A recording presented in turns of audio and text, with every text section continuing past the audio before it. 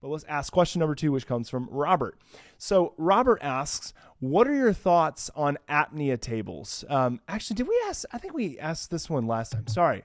This is a question. We didn't. No, we were about to, yeah. You're right. The last session we got through in an hour and a half. We got through one question, You're so right. God only knows what we were talking about. So I think this is time right. to have this. Yeah, for some reason it was because I put this question on our last one, and then I was like, "Did we ask this?" Like, no, we didn't. So, okay, Robert, sorry, gonna ask your question now. So, Robert asked, "What are your thoughts on apnea tables? Is this something that benefits the everyday individual, or is this really just for free divers?" And I think what I'm remembering, Patrick, and correct me if I'm wrong, is that you mentioned that you don't have like a ton of experience with apnea tables. And I think that's where I was like, oh, I think we asked this question. But, this is an interesting one to me because the only reason I came across like apnea tables was because of like my interest in free diving and my interest in kind of researching free divers, very similar to like James Nestor when, he wrote his book. I just found it fascinating.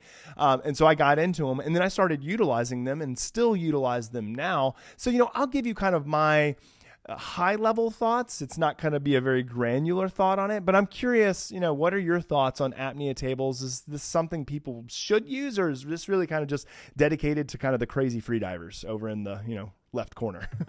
You know what? I think this is a case of try it and see. Mm-hmm. Mm-hmm. There's a couple of things that I just put out there about the apnea tables. Number one is that your ability to hold your breath is going to be influenced by your everyday breathing. Yes. So it's Very not just true. to focus just on the exercise of the apnea table. If, for example, you're doing your physical exercise with your mouth closed, if you're doing some breath holds during exercise, you have your mouth closed during sleep, if you're practicing light breathing, or say, for example, if you have somebody predisposed to the factors that can negatively affect their breath hold time. People with asthma, people with childhood asthma, anxiety, panic disorder, females of hormonal changes. So the apnea tables are an interesting one. The other question that I would put out is that I think it can be sometimes not misleading, but sometimes a little bit more difficult for some people when they have fixed times. Because your ability to hold your breath, and you've also got a fixed time for recovery, and maybe not everybody, it's not going to suit everybody. And like one thing that we work with breathing is that we want to challenge them to a specific degree of air hunger as opposed to a specific time. Right. Because you could ask one person to hold their breath for 60 seconds and they could literally go blue. Yes. You could have another person hold their breath for 60 seconds. It's no problem at all. So there would be, in terms of, the question is, number one is, what's the person's BOLT score? Mm-hmm. What is their everyday breathing pattern like? And also in terms of then fixed times and fixed recovery times, even though it's changing. Right. And I know it's exposing to increased carbon dioxide and also the hypoxic effect. I think it's been very interesting. And also free diving has provided us with so much science. I remember there's many papers written by a physiologist from Sweden. And it's funny, it's in my head now, is Dr. Erika Shagate. I always have to be careful how I pronounce that one because there's different cultures have different connotations on that name. Right. But anyway, she was intrigued by human beings. It was taught from a medical point of view that if a human being held their breath for 4 or 5 minutes, it could cause brain damage. But yet she was seeing primitive tribes being able to, and of course the AMA divers, etc., being able to put their body and dive for long periods of time to great depths without any sort of obvious damage. And she was intrigued, like, what's going on here? And I suppose that's an adaptability thing. But it could also be an adaptability thing that is passed down throughout the generation. So Jay, coming back to your question, I think there's a purpose for. I think the one thing about breathing exercises, the best way to find out is to practice it. And if you actually like doing it, it's for you. Yeah, it's a great point, right? It's like, we don't want to say that, hey, you have to be this competitive free diver in order to do this, or you have to do, be this to do this. It's like, just give it a go. The one thing that I will say too, and again, I should preface this, is that like apnea tables, like if anybody engages in like a CO2 table or O2 table, but most specifically a CO2 table, is that these are really difficult. They're difficult to do. And I would say, obviously, do not do them like, because I've heard about people doing this, and this is more like in line with people who like train with Wim Hof, is like or train like with the Wim Hof method, is they'll do this like in pools.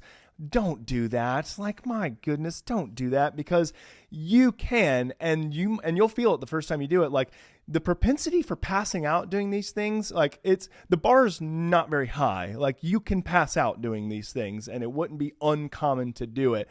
Just don't do it in a pool. People have died doing that, and it's really sad. I don't want anybody to go out that way and trying to better their health and well-being. So that's kind of the one thing that I will say.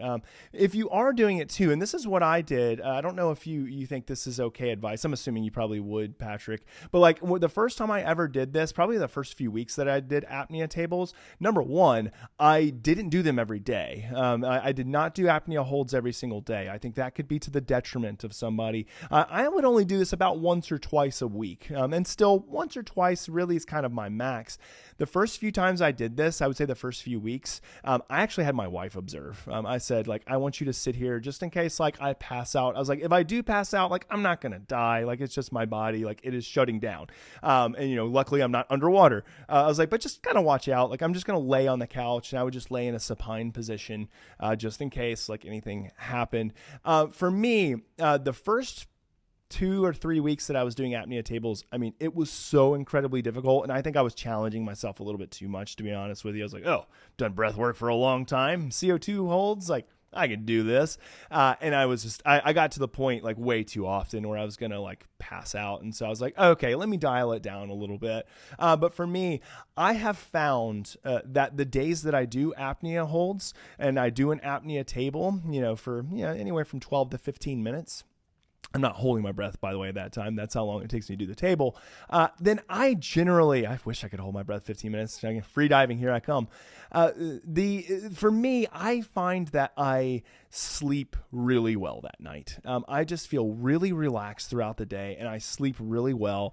And again, this is just me. There is no hard evidence that I found, in the scientific literature to back up what I'm saying. I'm talking about it for me personally. I've noticed enhanced deep sleep when I do that, deep sleep time and quality, and also increased heart rate variability. So again, that is me. That's my own personal experience, but I love doing them. Like, I feel really good. Like, it is great for me. I actually still do it for my overall like mental well-being and health, because it just makes me feel better when I do it. So I would say, again, to Robert, your question, like, I really like apnea tables. Like, I use them, generally once or twice a week. Like, I don't go beyond that. And I'm not a competitive free diver. Like, I'm very interested and like free diving, but I'm not a competitor. Like, I don't do it for free diving per se. I do it really just for kind of overall health and well-being, generally my mental and cognitive health. So yeah. Any other thoughts there, Patrick, or can we nail that one? Yeah, I think you've some great points there. I was talking with somebody about 2 weeks ago, and they gave me a real case scenario of somebody who went to a swimming pool and was down there before they were noticed. They were down there for 20 minutes and passed on. Yeah. I think it's terrible. I think it's really, really, just one of those things. Now, maybe somebody then is asking, well, should I be doing breath holding if I'm swimming and things like that?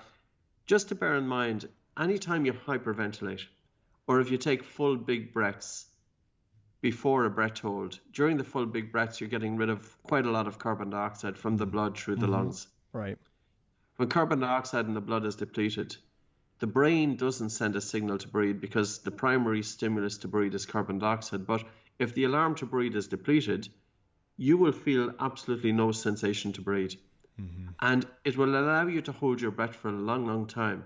However, during that time, of course, you haven't been taking in oxygen because you've been holding your breath. And your oxygen levels then, if they drop to below 60% and definitely below 50%, you've got a risk of passing out. There's no warning. Yep. And it can lead to drowning. Yeah. And unfortunately, there are young people going in, and it just would. I think breath holds should definitely be done on land. But if, for example, you're a swimmer, and what you want to do is you want to reduce hydrodynamic drag going across the pool, you could, for example, you're taking your breath in through your mouth, which is normal during swimming, and then you might be taking your 3 or 5 or 7 or whatever amount of strokes. Even we've seen some athletes doing a whole 50 meters on one breath. Right. Now, that's pretty much a breath hold, even though they may be just releasing a small pocket of air throughout. I wouldn't expect one to have a hypoxic effect there to the point that they pass out. Sure. Because they haven't depleted carbon dioxide beforehand. So it's and I would also agree with you, Jay, that if one is doing pretty severe breath holding, it should be done just at most every second day, and maybe 5 reps every second day. Yes. I know we do moderate to strong breath holds, and we can often say do 5 reps up to twice daily, but they're not to the point of the apnea tables. Right. The apnea tables are pushing it. And just for people, if you're pregnant, never do them. Yeah. If you have anxiety or panic disorder, the breath hold can put you into such a fear response. And I was working with a chap in London. I probably mentioned this story already. His nose was very stuffy, and we use breath holding to open up the nose. Yep. But he had asthma and he had panic disorder. Now, for some reason, I had honed in on the asthma, and I didn't hone in on his panic disorder when I was looking through his form. I had him do the nose and blocking exercise, and it must have just put him into such a fear response. This was at about 10 or 11 o'clock in the morning. At 4 o'clock that day, he admitted himself to accident and emergency because of the fear response. So obviously what the breath hold had done was it put him into that increased sympathetic drive, but he didn't come out of it. Yeah. Now, he was fine. He was fine when he went to A&E, but, he didn't feel that way. Right. But, that's just, so I suppose, I think the best thing for people to do is, if you've never practiced any breathing exercise before, try and find out where you're at with it. Yes. And go very, very gently. And, there's so much to breathing, and there's so much, to explore here. Yes. So many different exercises to activate the body's relaxation response, or to stress, or to bring it into physical movement, bringing breathing into sleep, how to, in terms of if you wanted to have a preparation for doing a public presentation or a physical event, there's a lot that can be done here that, there's a lot to explore. Yes. No, without a doubt. It's funny because I was thinking about Mike, the guy who asked the question last, and we were talking about this. Like, Mike, don't do this. Like, if you're having difficulty with breathe light to breathe right, do not do apnea tables.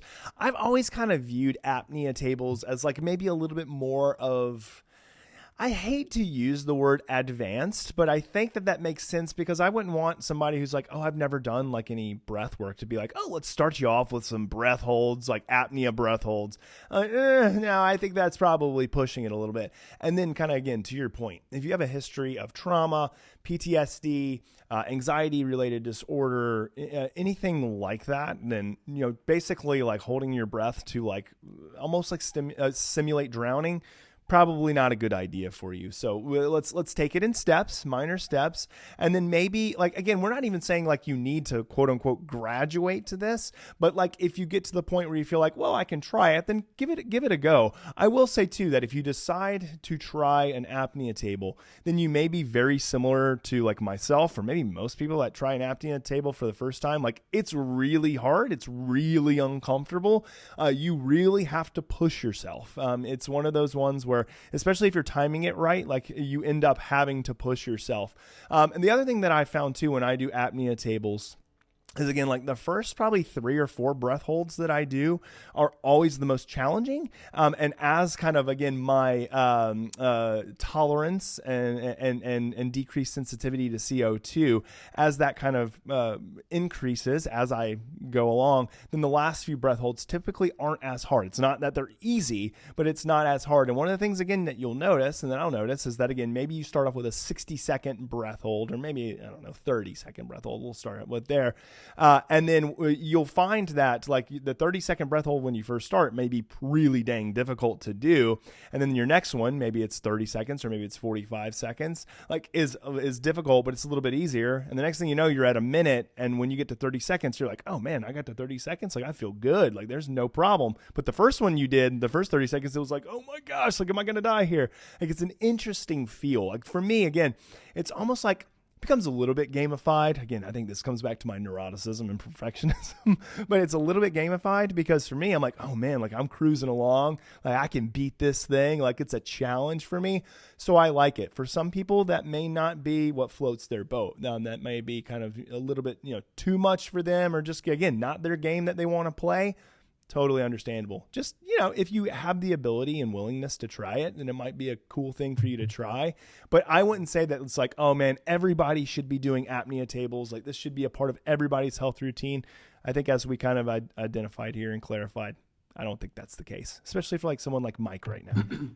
And what's even more interesting is the question, what forces you to terminate the breath hold? Mm-hmm. So say, for example, when we're doing a long, long breath hold, you're experiencing the involuntary contractions of the diaphragm.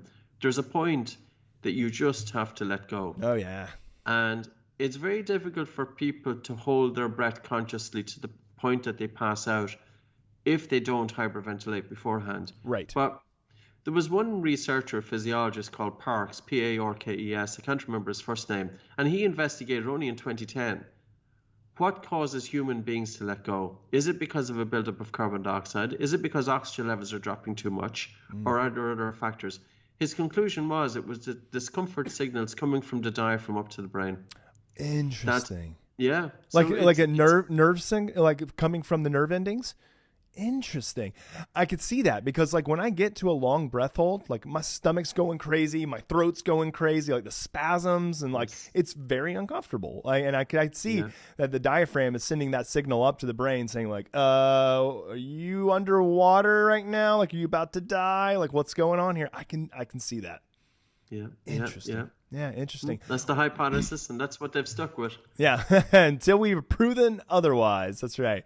So, Robert, awesome question. I really appreciate that. Apnea tables is one that we haven't covered. I'm sure we'll cover it, in more podcasts soon, but that's a great one. So, thanks, Robert.